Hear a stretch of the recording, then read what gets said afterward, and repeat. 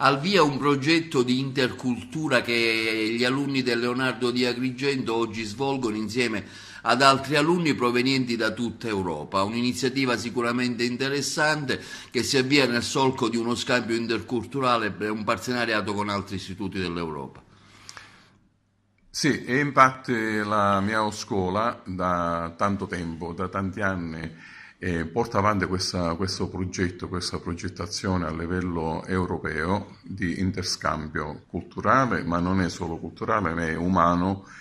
che riempie di orgoglio ed è il fiore all'occhiello di questa scuola, in quanto tantissimi ragazzi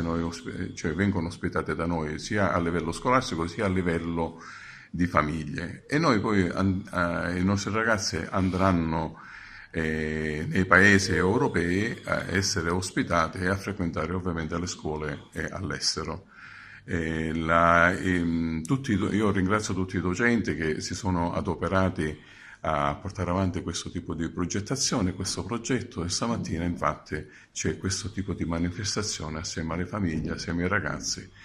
assieme ai tutor e dei docenti. E ringrazio anche tutti i docenti dei consigli di classe che si adoperano e si prodigano per portare avanti questo tipo di intercultura e questo tipo di progettazione.